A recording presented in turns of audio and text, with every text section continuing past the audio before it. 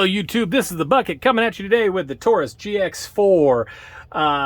As anybody that's been watching my channel for a while knows, I really do enjoy all types of firearms, but I do have a special place in my heart for inexpensive firearms, and Taurus is a good company when it comes to that. You'll see that I've done a lot of videos on some Bursas and some Tauruses. I'm really looking forward. I'm thinking about getting into some Charter arms and some other different things like that. But right now I've got this GX4. And the first thing you'll notice is this is in a plastic container. And any Taurus that you've purchased in the past few years, you'll notice comes in that orange and white box. This must be something special because they're going clamshell on this puppy. So let's go ahead and let's open this up. Let's see what we got here, okay? When you purchase this pistol, when you open it up, you're going to have your firearm. You're going to end up with two 11-round magazines. You're going to come up with a second back strap right here. You're going to end up with a cool little miniature GX4. Look at that. That's pretty cool. Little keychain. You're going to end up with your literature. It is a pretty neat book. It is color. It has color photos in it. It's going to explain how to do all that good stuff. Good solid packaging. Like I said, you're going to end up with two of these. I'm going to explain this to you here in a little bit, but then I want to go ahead and move this box out of the way. Now, when you get this particular firearm, you're going to notice this is steel, and some plastic down here, and the overall dimensions are 5.8 inches in length, 4.4 inches in height, 1.08 inches in width, a weight of 18.5 ounces. Again, that is 11 rounds plus one in the chamber. If you look at this, there's some really good texturing on the sides. They say that this will actually reduce some felt recoil on the sides. There's some kind of magic voodoo in those particular side panels. You do have two interchangeable back straps here in the back. Some nice texturing up in the front. No texturing but a ledge in there for some of you crazy people that still put your non-dominant finger up here on the front. You're going to notice that there's a blacked out rear with a single white front sight. It's a really pretty good pistol. Now, to compare this, I'm going to go ahead and I'm going to compare this to a Ruger Max 9.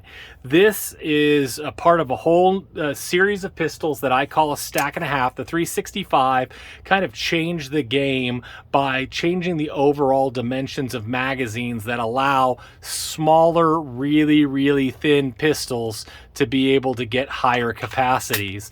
And with the 365, the 365 XL, the Hellcat, I mean, we can go on and on and on forever, but a lot of people that are going to purchase a GX4 are going to be doing it because it's inexpensive. I think the MSRP on these are $358.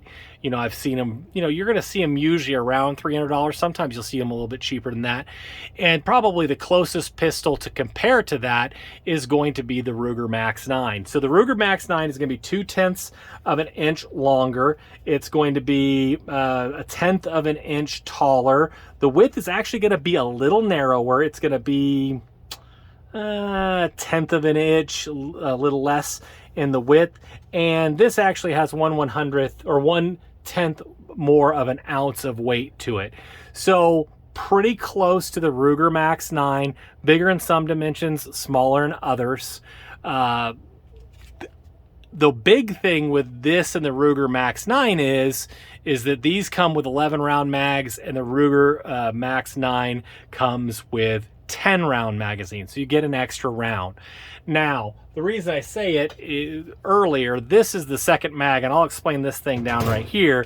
You can also get 13-round mags for this, and with the Max 9, you can get 12-round mags. So kind of, I think Taurus just said, let's just make it one round gooder than our best competitors. So that is what it is. Now, you're going to find out that this particular firearm has about a 6-pound trigger pull.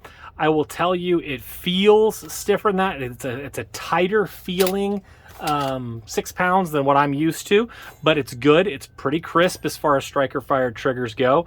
The reset is about out to there, a little bit long, but then ready for more pew. Let's look at that again. We just let out. Let's get it a little bit higher, a little bit. And you hear it and you feel it. It's tactile. It is auditory. It's pretty good. One of the things that I will tell you is that they did a really good job of rounding these corners, because I shot this gun today and it felt a lot better. Some of these stack and a halves, they square these off a little bit more, and it kind of hurts. It hurts my knuckles. I'll just be honest with you. And that's one of the reasons I like the Ruger Max 9. It didn't hurt my knuckles. It does have front serrations, rear serrations. A lot of people really like this blackout sight and the single front sight. I like 3-dot sight, so it took me a while to get on range, to get on target with this particular firearm. It was just a little bit harder for me to do, but it shot reliably. Both the 10 round and the 13 round both shot reliably for me. No hang-ups, no anything to that effect. So good firearm for sure.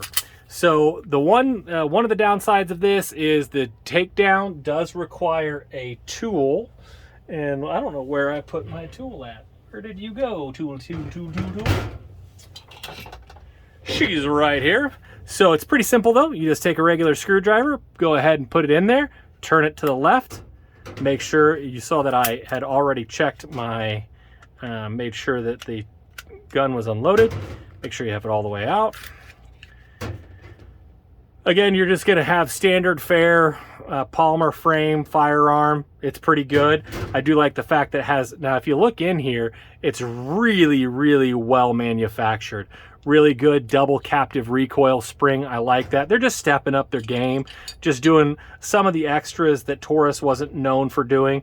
A good locking ring to get in there. It is going to be a small barrel, but you are going to get your rifling even though it is a Taurus. So, but one of the cool things, while I don't like needing a tool to disassemble this pistol, one of the cool things I do like about this pistol is the reassembly.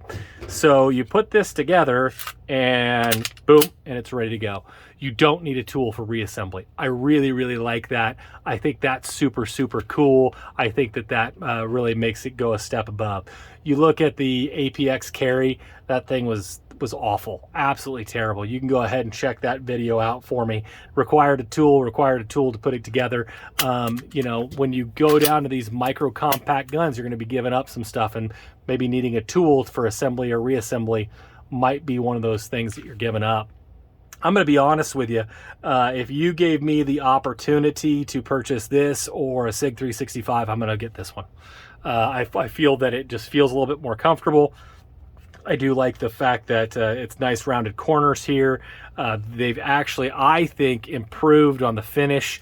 So like if you looked at some of their G3Cs, their finishes were kind of renowned for being lightly applied and easily worn. This, I think, is going to last a little bit longer. We're going to have to see the test of time to see, but I think this is a great firearm.